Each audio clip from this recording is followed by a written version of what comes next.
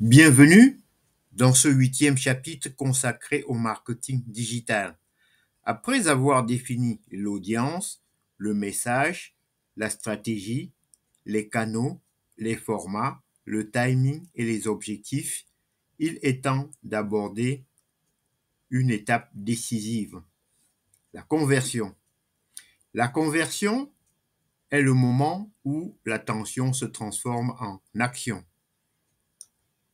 C'est un passage d'un simple visiteur à un utilisateur engagé, à un client ou à un ambassadeur. Dans une stratégie digitale, la conversion est souvent l'indicateur principal de performance. 1. Qu'est-ce que la conversion?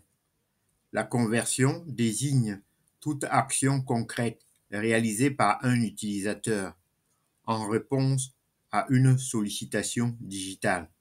Cela peut être un achat, une inscription à un newsletter,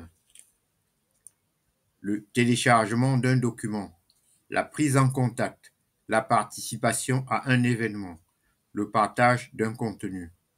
Chaque stratégie définit ses propres objectifs de conversion selon le contexte. 2.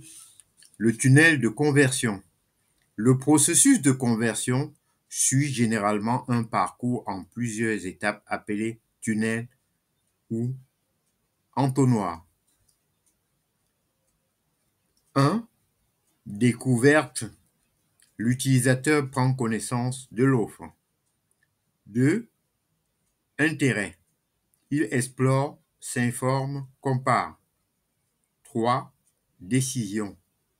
Il est convaincu et prêt à agir. Action.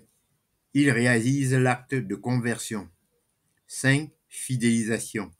Il revient, recommande, devient ambassadeur. Optimiser chaque étape du tunnel permet d'augmenter le taux de conversion. Passons maintenant aux 3, les facteurs qui influencent la conversion. Plusieurs éléments peuvent favoriser ou freiner la conversion. Clarté du message, qualité de l'expérience utilisateur, UX, simplicité du processus, confiance et crédibilité, appel à l'action, CTA, efficace, preuve sociale, avis, témoignages, chiffres, offre limitée ou exclusive. Maintenant, nous allons voir en 4. Mesurer la conversion. La conversion se mesure à l'aide de KPI, indicateurs clés de performance. Taux de conversion en pourcentage. Coût par conversion. Temps moyen avant conversion. Taux d'abandon du panier. Taux de rebond. Ces données permettent d'ajuster les campagnes et d'optimiser les résultats. Nous allons voir ensuite maintenant en 5, optimiser la conversion. Voici quelques bonnes pratiques pour améliorer les conversions. Créer les landing pages clairs et ciblées. Utiliser les CTA visibles et engageants. Réduire les étapes inutiles dans les formulaires.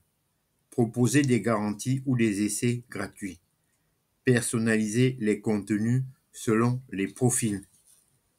Tester différentes versions. A/B testing.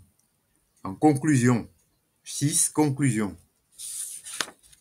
La conversion est l'aboutissement d'une stratégie digitale bien pensée. Elle transforme l'intérêt en engagement et l'engagement en résultat. C'est elle qui donne du sens aux efforts de communication et de diffusion. À retenir, une conversion réussie ne repose pas sur la pression, mais sur la précision. Merci d'avoir suivi ce chapitre. Le prochain épisode portera sur le chapitre 9, la fidélisation, où seront explorées les stratégies pour entretenir une relation durable et enrichissante avec son audience.